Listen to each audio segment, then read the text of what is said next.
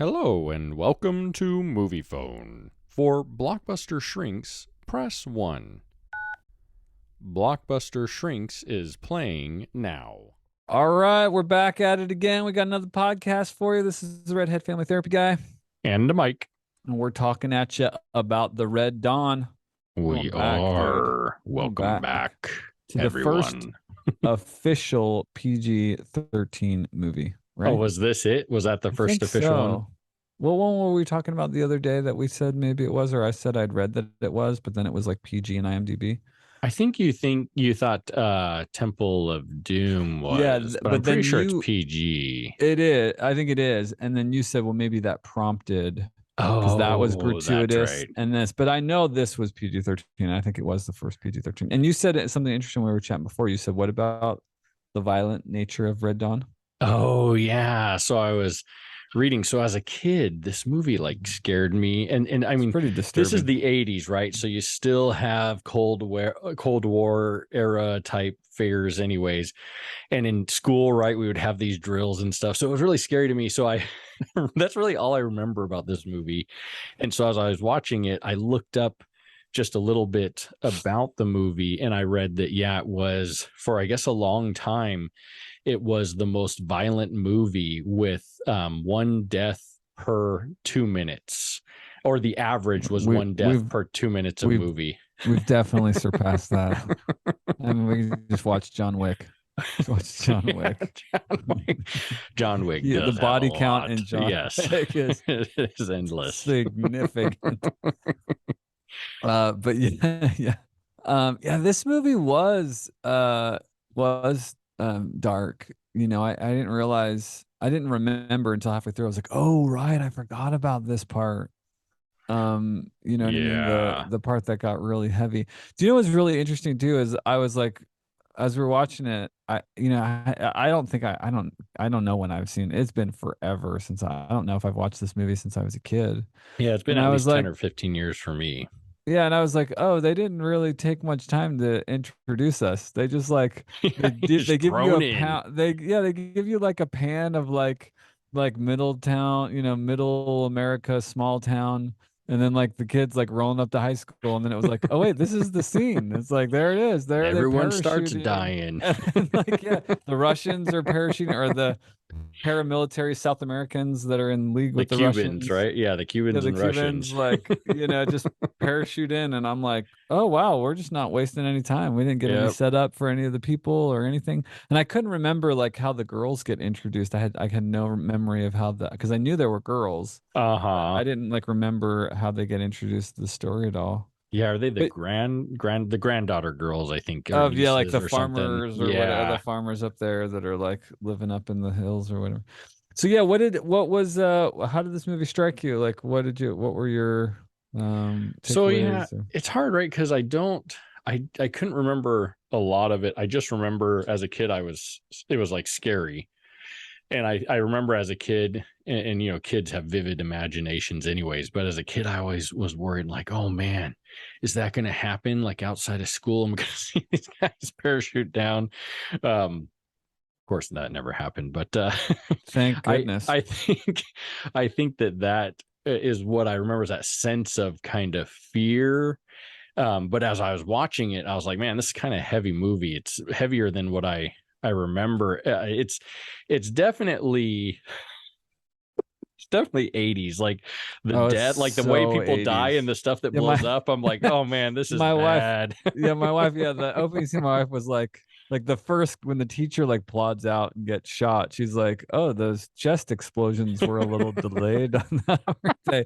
And then like yeah, like I think because movie magic has gotten so sophisticated, like the way that the cars were blowing up, like I think this Yeah. one Cuban guy like just runs over and he just like shoots the car and it just like blows up, and then like the bus Well, like he has blows up or he like uses like a rocket. They were all about the yeah, rocket launcher in this I movie. know. And the Some of the rockets were rocket like, launches are like legit. I mean, like when the kid is like in the bushes, like and you get like the Russian hardcore helicopters where you like yeah. the days are numbered, your minutes are coming to a close. And he totally like fires that like RBG like into the into the space where the doors are open. I'm like, Yeah. that Yeah, and probably all wouldn't. that happens is smoke comes out. It's like, why? Yeah, it's really, I looked at my Ethan Strip wife like, and I was like, they probably wait, couldn't afford to blow that thing up. yeah, that's what it was. It didn't even occur to me. I was like, wait, I just got hit with an RPG. He just took out the gunman No, inside. there's just a Like, guy that really? falls out. Yeah, I was like, yeah, that's wise. Yeah, those three helicopters looked expensive. It's like, yeah, we can't blow one of those up. Yeah, they could Not have the done like budget. a further away like model explosion, but they're like, nah, we'll just let smoke They come could have out. thrown a helicopter up in the air with Yeah, like a firecracker. that would have been much worse than some of the scenes. Actually, it would have been great. It would have It was, brought some dynamic humor to this very. I think the it's thing this dark. movie, Yeah. I think this thing that this movie did is, I think you were right. Like we were talking a minute ago, you were pointing out how I think the heaviness really played against the backdrop of the Cold War that we were Yeah. in, right? Because we were right in the middle of that tension of things weren't going well, and could something happen? There was a lot of that weight that I think our generation felt. And so I think this movie definitely tapped into like, what would that be like? What would a World War III on American soil be like? Which, I mean, I think what limited things I know about military things, and I guess, well, warfare has gotten so advanced now, it probably wouldn't look anything like that now. Sure. Yeah, I doubt it would. It's interesting. It's really, yeah, it is heavy, and it I remember being scared as a kid, but it's definitely dark. Like it's not like a teen movie, although it's filled with teens. Everyone dies. Well, Like, I definitely, yeah, that was the and thing I didn't they're quite going through these remember. like really, really dramatic Well, things yeah, where really they're, intense ethical yeah, dilemmas, right? That's the real, uh-huh, it's like these real intense ethical dilemmas. And I think that that's why our generation really identified with the movie, because we were teenagers, and it was like, well, if this happened, what would we do? sure. And I think the idea of being armed or being empowered to fight back, though it's ridiculous to think a bunch of high school kids, you know what I mean, would have any chops when it comes to, mounting a guerrilla warfare campaign against a Cuban Yeah. army. I mean, maybe it's possible In that the some Cuban like army. tiny Colorado town that I'm guessing has a strategic like location or something Yeah, for it's like, well, yeah, because their that's what's it's war. really I don't interesting really to know think why they about. chose some It's like, tiny if you did it, like, because if you did invade America, you would have to deal with a ragtag, like militia in every town. Like you would, Oh, like you yeah, really definitely. would, like you Not only would. that, and the geography, I mean, changes so or the geology changes so drastically throughout the United States that Seriously. it would definitely be like and having and different wars. you would be fighting against a force of people that had like intricate knowledge of the terrain. Like, how many Yeah. backwood people in their small town Well, and know where every like strategic it was location would really be? interesting because there was a throwback during the movie to Vietnam, and it Yeah, kind of was similar, right? Where more of the guerrilla warfare, which was seen throughout Vietnam. right.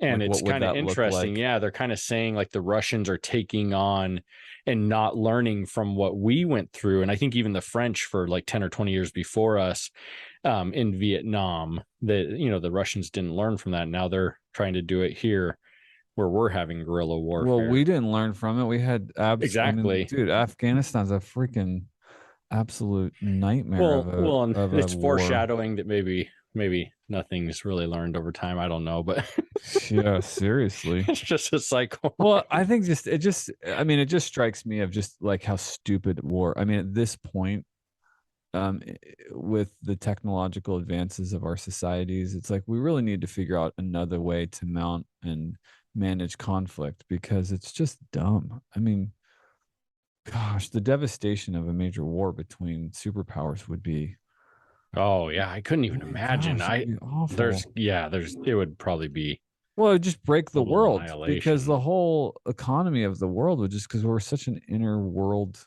economy. I mean, we're just such a global economy. It would just Yeah.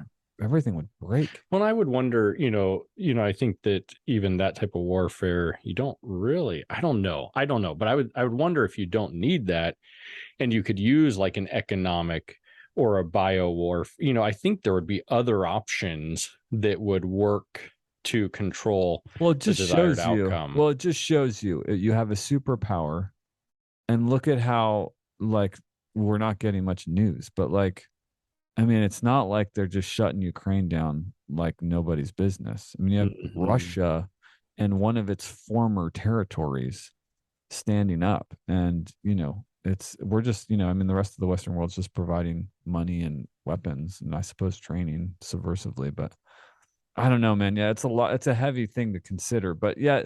So let's talk about some of what is manifested, because there was, I was thinking to myself, what did I think about this movie as a kid that would make me think we should talk about it now? But then there was like some heavy like ethical dilemmas and some Yeah. significant arcs of characters, Which right? I Like, I did appreciate, even though it was a dark movie.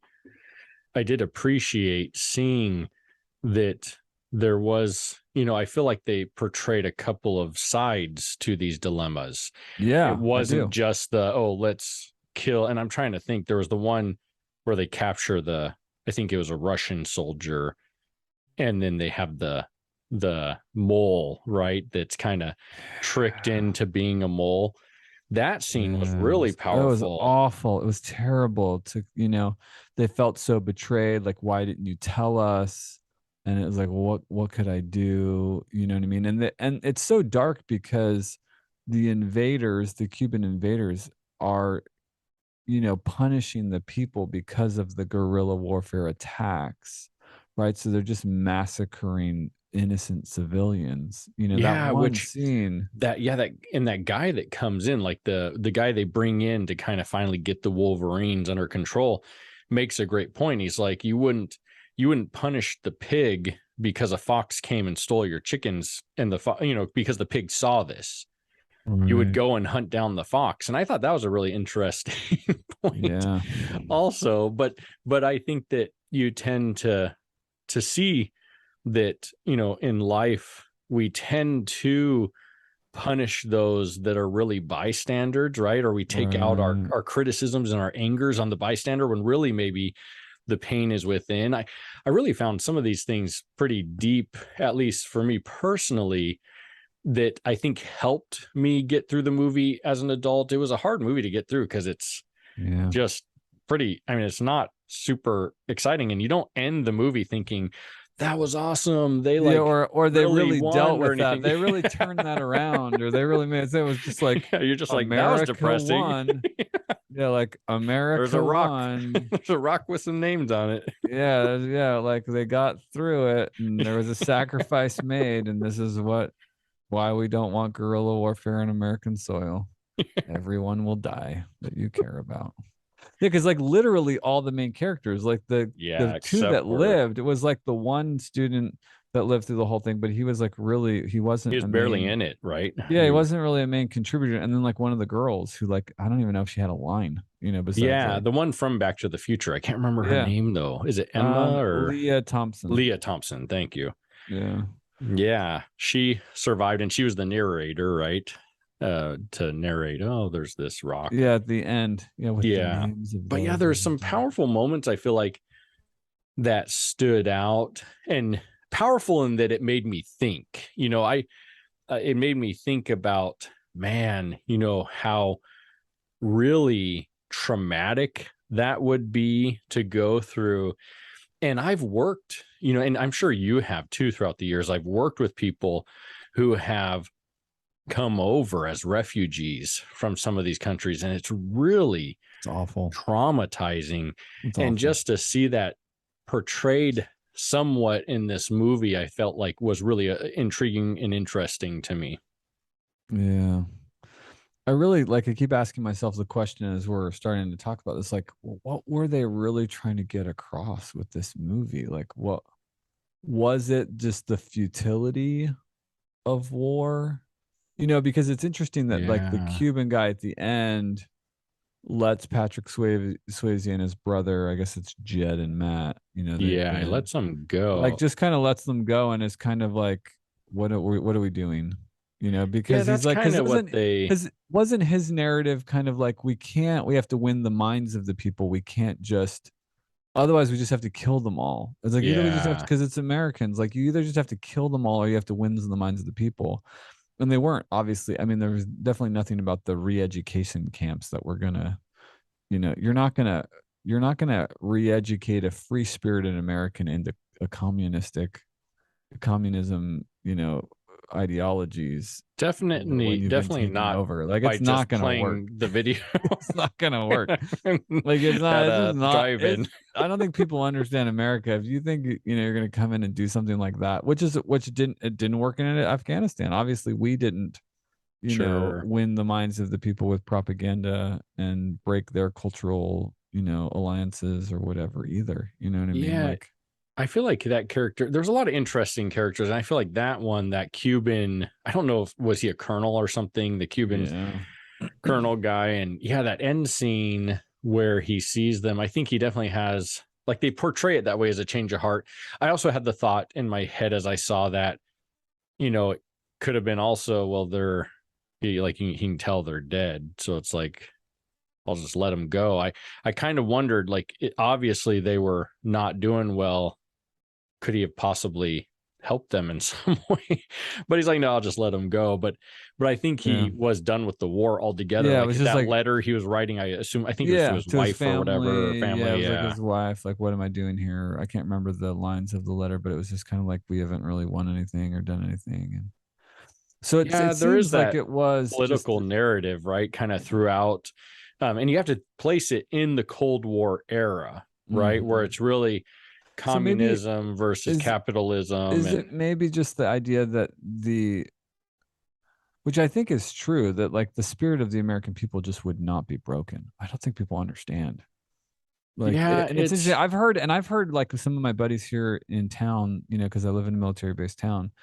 They talk about like when they face off against other military, they talk about not only do we have just insanely superior weaponry and organization, but just even the way that we train our soldiers in the idea of winning and the freedom and latitude that they have to win and what they're fighting for. And he's like, and like the one guy too, he's like, look, he's like Americans are just bigger than everybody else. He's like, I've been everywhere in the world, and he's like, our military just physically, just the physicality of the military are so much just bigger than everybody. Like we're all like 6 foot, and everywhere else they're like 5'7". He's like, we're so imposing and just big.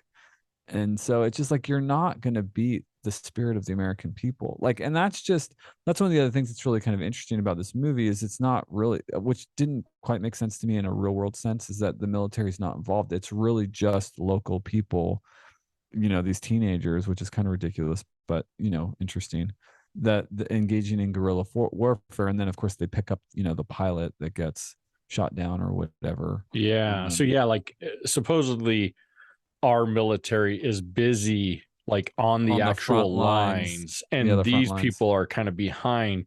The Yeah. whole thing is a little bit of a stretch, like how they're explaining them Yeah. coming up. And I mean, we have such a large military force, it's a little hard for me to wrap my head around kind of how they're Having explaining this. occupation, Yeah, like that like the there would be UN kind of crumbles, and for some reason that gives power to the ability of, I mean, and I'm thinking of it from the lens of right now also, and trying sure. to remember it back in the 80s. I mean, I was Which so we weren't young. even, yeah, we weren't even like tuned into what I life would be remember like. my dad was in the military when I was young. And I think that kind of scared me with this movie too, because I was like, oh man, if that happens, not only would that be scary for me, but then would my dad have to go off to war, and so that's always a scary thing. Mm-hmm. But yeah, the movie is a little hard to understand like how some of this happens. But I think, yeah, the gist of it is that, yeah, there's this capitalism versus communism, kind of this freedom. You don't want to give up freedom, and so you'll fight for it. I mean, they definitely have a lot of guns the kids take, but I still just have a hard time seeing how, 5 They kids with could a bunch of guns. maintain. could maintain munitions enough to mount the onslaught of Yeah. Wolverine tagging that they do on tanks and And they randoms. do I'm a like, decent they had job of like showing them starting smaller and going bigger, they you had like know. IEDs and stuff. They're like, I'm like, how are they blowing Well, stuff up? That's pretty sophisticated. I think as they are response. taking out different things, they start gathering more Sure. munitions, That's right, the or idea. whatever. Right? Yeah, that's the idea. But it's a little bit of a stretch. But the idea is fun. I Sure. just wish it wasn't such a dark. I mean, you know, if they wanted to be realistic, using more than just a handful of kids would have been a little more realistic. They didn't have to go the couple dads. couple dads. But then that would have dark path. upset the theme of the movie of like these kids being kind of forced to make these ethical decisions. Yeah, that's a good point. Which, you know, is interesting. I mean, well, one thing that of course I'm sure struck you right off is how bizarre it was for Patrick Swayze or the dad, like I guess the post-Vietnam dad, to be like, don't cry over me. Yeah. You know, don't ever cry again. Yeah. And I'm like, dad, I think that's the dad. Like, what kind Hoosiers, of statement, isn't it? Yeah, the drunk dad. Yeah, it's like, oh, I don't know if it's the drunk dad. Maybe you're right. But it's like, I love, like, I didn't quite understand. I'm like, wait, like, and then Patrick Swayze was all doubling down with that too. He's like, don't ever cry again. Like, don't show emotions. I mean, later the mantra was like, turn it into something else. So it's like, use that pain to like, you know, stick it to the invaders or whatever. But just that idea of like, shut your emotions down, don't ever cry again. It's like it's just like essentially it's like don't ever feel again, just be dead inside. So it's like, why are you even fighting them? Like if you can't like express emotion, if you can't engage emotion, if you can't live, like, why even fight? Like it's just like it's like right? You're a zombie. It's like you just shove it down, shut it off. Like that's no way to live. Like that's not like, I guess because I'm a therapist, it's like that's no way to live, right? And I think that's the kind of the question that posed in my mind too is, so you bottle up the emotion to survive, but then are you really surviving? Like they're in torture, right? They're having to make these decisions that really you wouldn't want anyone to have to make, let alone children. Yeah. And so the question really is, you know, is that surviving? And I think that's the common culture, you know, that I see is, you know, bottle up the emotions and push forward. I mean, I think it's changed over the years, but that's still a pretty predominant culture of bottle up the emotions, push forward so that you can continue to make it. But I wonder, is that really making it, right? Well, we would say that's not healthy, right? No. We would say that's no way to manage the it only lasts so long, loss. Right? Yeah, well, you're just gonna break. Yeah. Well, and I guess, I mean, that's essentially what happens. I mean, the one guy who essentially makes the decision to execute their friend. Yeah, the friend. What was his name? Which one? I don't remember which. It was the one. Daryl, maybe was it Daryl? Yeah, was it Daryl? It's the. Because well, the one that becomes hardened because his dad is killed is Robert. Oh, maybe it's Jed. And so Patrick Swayze and Charlie Sheen, Matt and Jed were brothers. So then the other major male character was Daryl and Danny, but I think Danny was the one that survived. Yeah, so maybe it is Daryl. Oh, and Daryl's is the mayor's son. Oh no, so it's not. So then, the mayor's son is the one that got the bug in him. It's Robert. Robert's the one that kills the guy, the mayor's son, because the mayor's son's the one that gets the bug. Oh, is that what you're just saying? Yeah, the bug. Yes, yeah. Because he went into town. Robert kind of goes like, I think he's just in survival mode, where he's just like completely gone into like this traumatic response of survival of you kill them all. I don't care. Yep, just kill them all. So I can survive. But as you see at the end, he just basically self-sacrifices. Yeah, he just kind of I'm like, dude, because you can only handle it for so long. Yeah, I'm like, it's why not are survival, you right? Open in a rock, like in front of a rock with this giant helicopter with like all manner of guns coming at you. I was kind of perplexed by all that too. Like I didn't remember their downfall. And it's like, I think he just couldn't do it. Like I think he like fatigue, was pushing it off. Yeah. So much that it it's like I this is it. I'll do my last stand, and then that's it. Well, I yeah, don't care because if I die. that whole sequence was irritating to me because I'm like, okay, look, these kids have been, the narrative is they've become incredibly like hardened and Yeah, sophisticated in infiltrating in their guerrilla warfare, yeah, and and they're then they gonna just get like killed. They're yeah, gonna find food.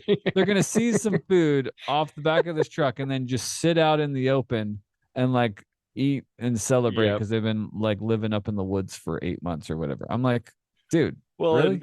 and I love how Jennifer Like, Grey, I come can't on. remember what her character's name is, but she gets shot by a Tony, bullet from the helicopter, which has got to be just a huge bullet. like a 50 cal And bullet that she's would like, blow she her in doesn't die. half. Yeah, she doesn't die instantly. She's Yeah, like she's like, alive. yeah, she's like dragging her along or Which we whatever. have to mention. So this is I think Patrick Swayze and Jennifer Grey's first appearance together, and Right. then they come together for Dirty Dancing. Dirty Well, Dancing. Yeah, yeah, well, that's obviously a parallel universe we now understand because of the yes, multiverse. yeah, This is one reality where their lives intertwine. where The they other die. one is Dirty Dancing, where Yes, I wonder they what other embrace ones there are out there. alternate, yeah, Yeah, realities of the multiverse. none that I know of. Hey, maybe there's where are the alternate universes, Michael? What are we doing as in our friendships? Oh man, What are we like? Maybe we're WWF tag team fighters.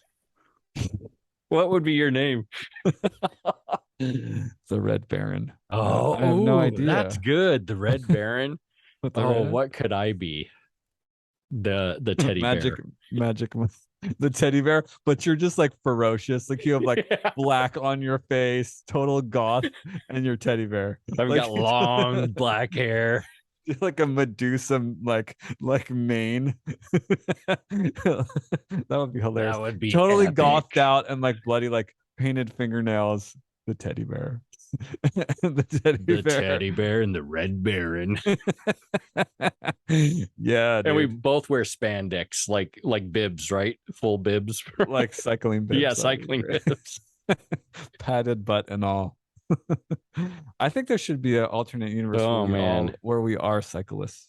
I'm sure there is somewhere. Maybe there's one where we are hockey players. How about that?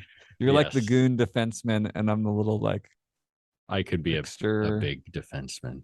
and I could be the trickster goal scorer. So there is something that I need to talk to you about this movie, and I want to know your opinion or your thoughts on this.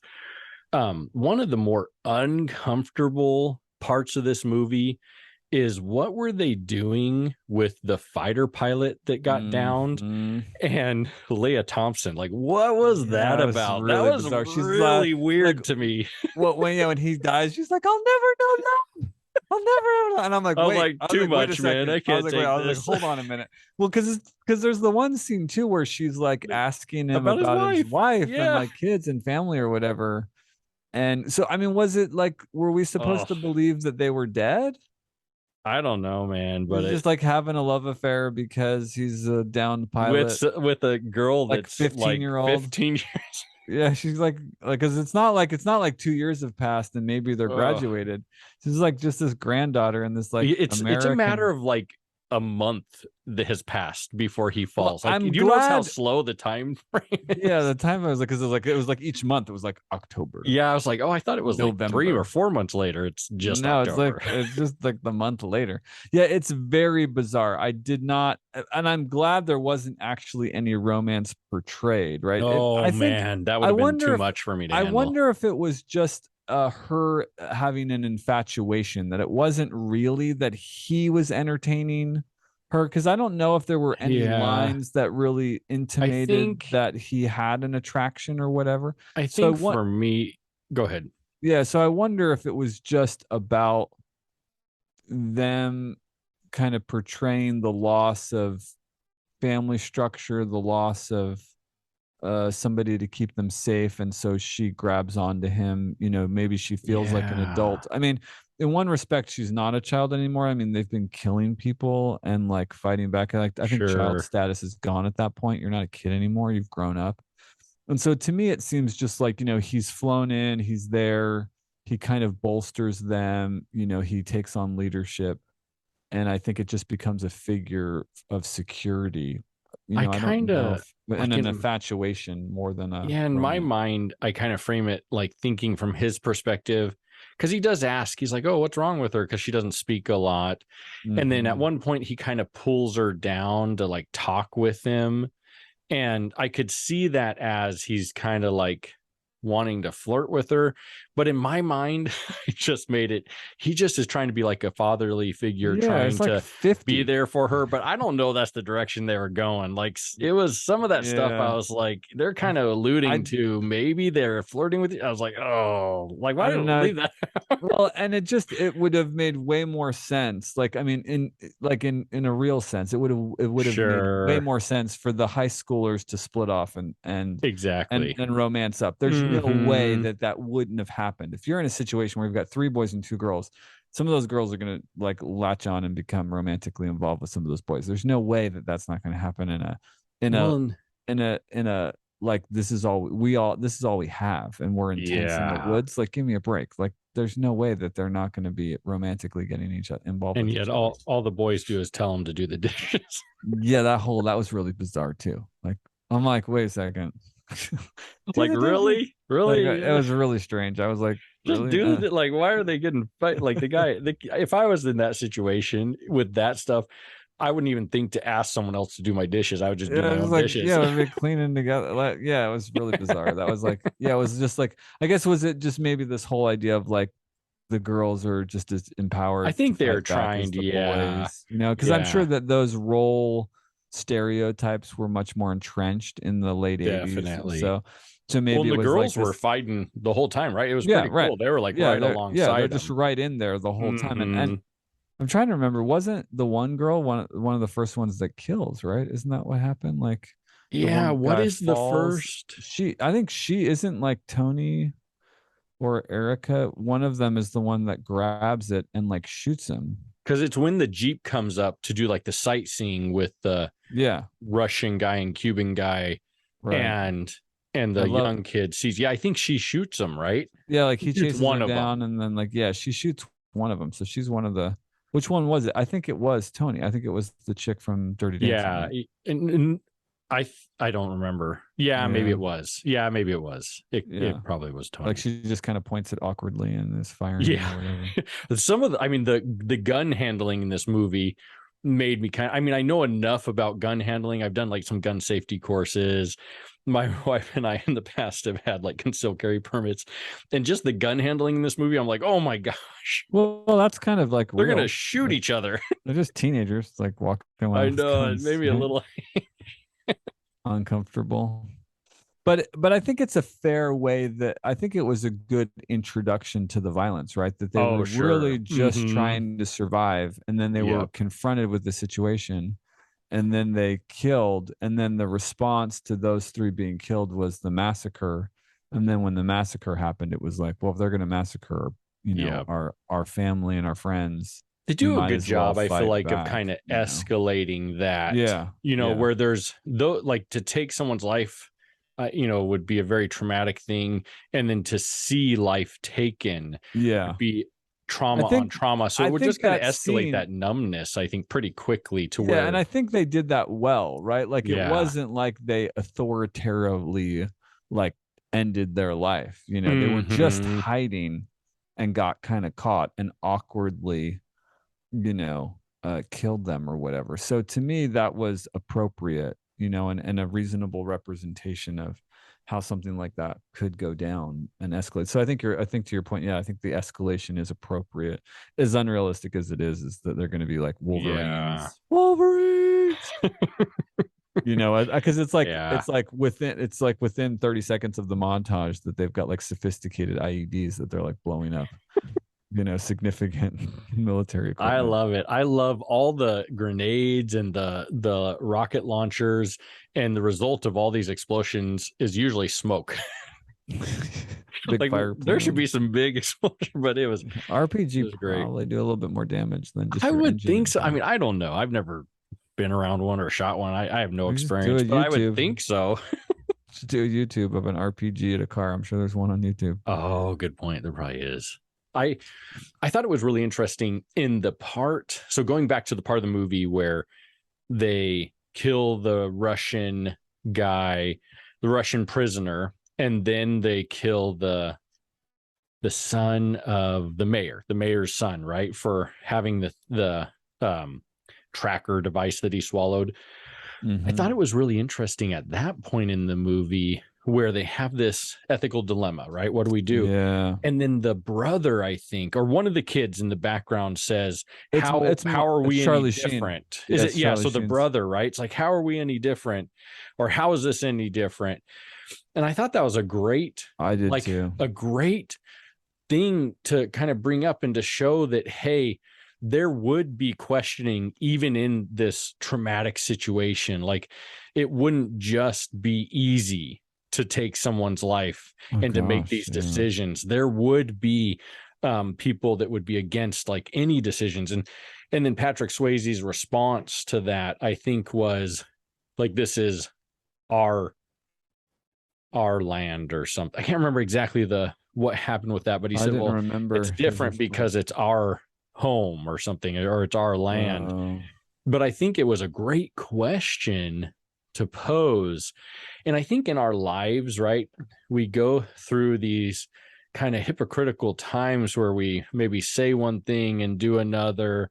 And we don't, I think sometimes we struggle to slow down and just ask ourselves some questions, just kind of ask what's going on. And anxiety speeds things up, right? So when we're in that anxiety, it's hard, or that trauma, it's hard to slow it down. Right. I think it's a really important thing to just try to slow down and just ask some questions sometimes, just to ponder and think on. I think so too. And just the idea of thinking of, like, let's say the Russian people as the enemy, like, that's nonsense, right? I mean, I think I saw a news report early on, if it wasn't propaganda, that like 40% of Russians were against the war, Russia invading Ukraine, and they have an insanely government controlled media outlets. Like, there is no free thought in Russia.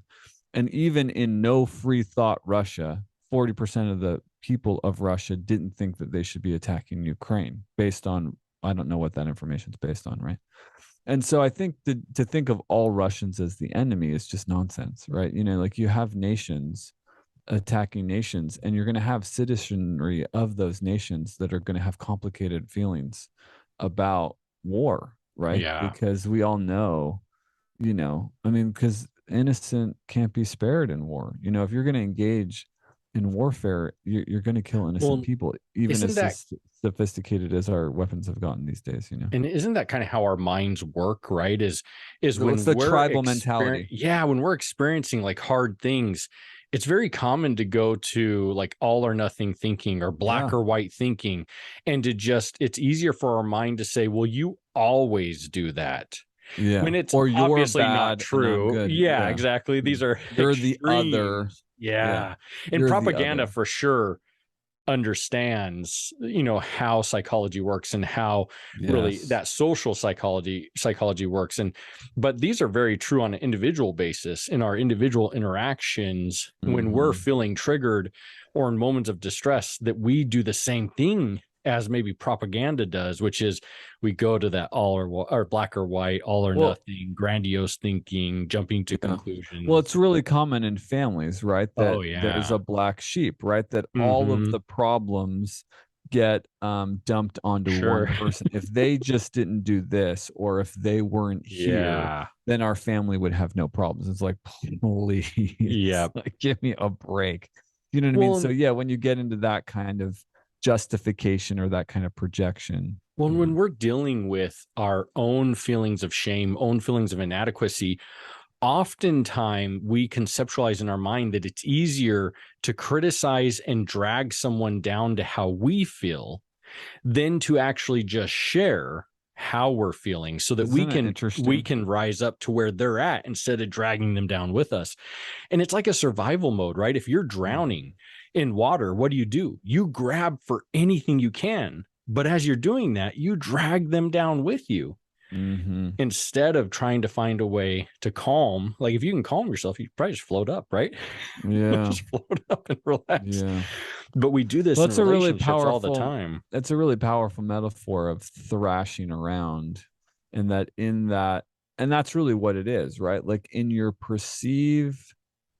the perception of death, emotional Yeah. death, of abandonment, or being told that you're the bad object, you Yes. do have like a drowning response where you're just flailing about in survival and you Hmm. just do damage or take down. It's an excellent metaphor because it's absolutely true of what happens when we become emotionally escalated and we're not thoughtful, we're not considerate, we're not insightful, we don't take responsibility, we don't put responsibility where it needs to be. We fall into blame and vilification and And catastrophization. You know what I mean? and I think it's important to understand, these things don't make you bad. It's that shame that's the issue. It's the Hmm. cycle that's the issue. And trying to have some separation from that can be really helpful, because in shame we identify with the shame. We Hmm. ourselves feel that we become bad. Oftentimes we don't. Shame's a tricky thing because we don't really see that in the forefront. We don't think it's No, shame. We just get angry or upset or or critical or blame or blame. whatever. Well, and, Yeah. and it's really interesting. Like in the case of Robert, you know, he has pain over the loss of his family. Yes. He becomes hardened, Hmm. and so it's interesting in that state they have to be lower than the lowest low to Sure. be justified in killing them. You know what I mean? And I'm not saying that you don't have the right to defend your homeland. Well, and You know what I mean? I think he ultimately just numbs himself. One, because I think he feels at fault, right? So he blames himself to some degree for his family dying. And then also he's taken life, which it's hard to take life unless you're antisocial personality disorder. It's hard to take You life, can't. You right? can't And not feel feel. Yeah, that you you can't. are wrong or bad Or in bad. some There's way. no way I can't. Yeah. Yeah, no. If you have a conscience, you have to negotiate the justification to kill, Yeah.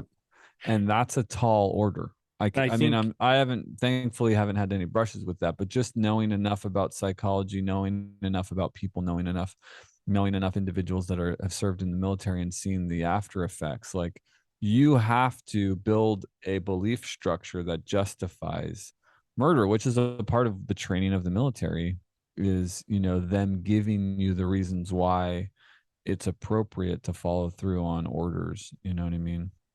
well, and I think for Robert, that shame, right? That shame just becomes overwhelming, becomes numb. And he's in a position where it's either, well, if I go this path with the numbness, there's survival, at least physical survival, not emotional survival, and really not even physical survival in the end, because he just allows himself to die. Like he doesn't even try to Yeah. hide. But in that Doesn't moment, even try to sneak into the rocks and load because up I think another he's done, RPG. right? I I think mean, he he's could have emotionally, definitely loaded up physically. another RPG and Yeah, fired it right into that thing and blew up he those could. super tank helicopters. Give me a break. He definitely could have. But I think that's where we go in life, right? Especially with shame and kind of how we're doing in our relationships, is we tend to get stuck in it, or we find a way to share that shame. But sharing the shame, sharing the belief Takes is so much. so hard that typically we get stuck in it and we just drag people down to where we're at. And that's You have when to, you well, it's get a lot more vulnerability. fights in relationships, Uh, right? You have to have the courage to be vulnerable. Well, and And sometimes well, the it, problem is with shame, it's so you get so backed into a corner because it's like, yeah, I am bad. So now I have well, it to show becomes a you that belief, I'm right? bad. Yeah, I have to Hmm. show you that I'm bad and I have to admit that I'm bad. Yeah. Because shame doesn't allow you to see the truth that you have value Well, versus there's no the way out, learned. right? Yeah, it's very complicated. It's a very difficult scenario, and it's difficult to see as a therapist and working with individuals where it's those attachment injuries and internalized shame is such a driving force in our anxiety and depression and Well, apprehensions it's really hard in therapy too, and because you'll bring up like, hey, I see feelings of inadequacy there. And the common response is, no, that's not it. Or, hey, I think there's shame Or present. Let's a talk deep about that. defensive wall, Yeah. which then And they it's make like, you no. the bad object. How dare Yeah. you? You don't Mhm. get me. You know, you don't understand. Well, and that just shows you, right? That shows you, okay, it's there. It's just deep, but it's hard, right? Because this person's just trying to survive. They just want to be seen for something different than they believe they are, which they believe Yeah. they're low of the low. Which is like, what And do you do with that? Like, how do you, I mean, it's really interesting to consider the metaphor of the New Testament of the seeds, you know, mhm, planted in the ground, and mhm, where those seeds lie and how they sprout and grow, right? Because definitely. I mean that so much of the self-fulfilling prophecy is what you internalize, right? Like have you heard this? There's this video that comes up in my random reel feeds or YouTube feeds where it's this guy that talks about one of these entrepreneur juggernaut guys. And in high school, he took his SAT and they like mixed up the scores or something. And so um his score was higher than he thought it would be. And so he was told he was smart. Uh-huh. Then like he went on to like do incredible things. But then like it came out later that his score was like dismally low. Like normal or below average or No, something. like well below Really? average. Like a, you know, like a 600 or something Hasn't that ridiculous. crazy? And but like he had gone on to become wildly successful because he was like, oh my gosh, I did really well, I can do really well, you know. And it was just a mix up, you know. And so it's so much of what we believe. There's another story that the same guy talks about where there's a guy that gets trapped in a fridge container like a train, but it Yeah. wasn't actually that cold. It was like 40 degrees or something like that.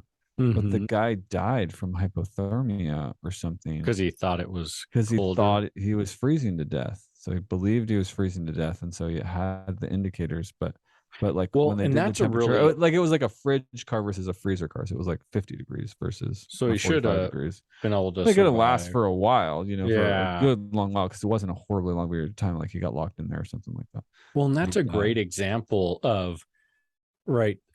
I try to talk to people about this sometimes. Hey, especially when they're like, no, it's not shame. And I'll say something to them like, hey, yeah, you can know you're a good person, or you can think you're a good person, Mhm. but there's a difference between knowing and thinking and believing. Yeah. And I think that fridge example is a great example, right? Hmm. You believe something, it becomes more true than the actual truth. Hmm. And I think that's really important when it comes to shame is, not only do you have to work around what they think they know, but you have to work around and help them see what they actually believe. Hmm. And this is true of all of us, right? And we all Absolutely. have things going on. Absolutely. It's, as a therapist, I'm just helping this Well, person. I'm not and I perfect in wonder it. too. I think I've started to come to realize, you know, and I guess anecdotally, you know, in how I've progressed in my own emotional distress and trauma, and how it still will kind of hang on. You know, I'm a pretty Mhm. well-adjusted guy, and still it'll hang on in the Definitely. back of your head. You know, it'll still be in the background, a shadow, or again, another gospel metaphor is or scriptural metaphor is it's like the thorn in your side that you can't Yeah. quite ever get rid of. You know what I mean? And so it's interesting how hard it is to really dig out those thorns Well, and I and to think truly kind of be at peace. what a crazy thing too to think, hey, I'm learning to love and accept myself more. Mhm. But even as I think I become adequate in doing that, I still have more to learn about loving and loving and accepting myself, right?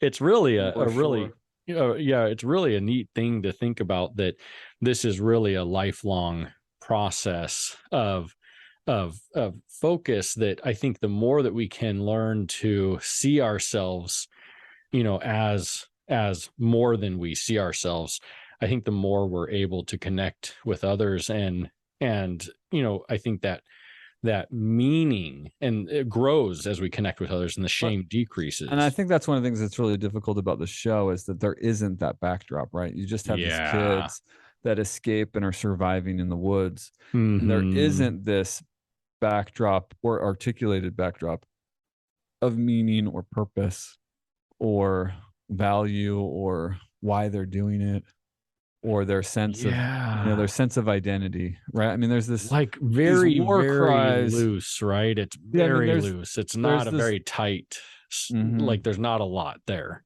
Yeah, I mean, there's these war cries of Wolverine, right? So they like tie it to like some kind School. of like high school mascot, which is a terrible idea for me because I have almost no confidence in public education as a route or place to identify from. I think that's I just think a they really tie bad it idea. probably more than the school, than they The tie it more to town. the team, right? And what the Yeah. the team Yeah, I means mean for Patrick them. Swayze being like, The core, the I think he was the quarterback. QB, and then I think Yeah. his brother was the QB or something. And so I think they kind of tie it to this idea of team, and what team, or maybe family would be a better word, what family No, I means. think you're right. I think team is because they don't really embrace I mean, the closest they get to the family ties is the grandpa couple in the woods Yeah. that are like, They come give the here and they get granddaughters. food and Yeah. well, and even the grandma like hugs on Yeah. I think it was Robert. Robert. Yeah. After he Yeah, found out. yeah, because I think that they're the ones that deliver the final news. Yeah. And then then they become like, keep these girls safe or whatever. It's Which is definitely a classic. Like if you haven't, I mean, anyone our age, I think probably has seen it. Like most people oh, have seen our Red Dawn. age, yeah, But if for you sure. haven't, it's definitely worth watching. Just in my mind, I remember being scared. I just didn't remember it being so doomsday dark. It really is, which there was a lot of movies in the 80s that There took on were, that yeah, narrative because of the Cold War and the fact that we yeah. were on the edge of nuclear annihilation.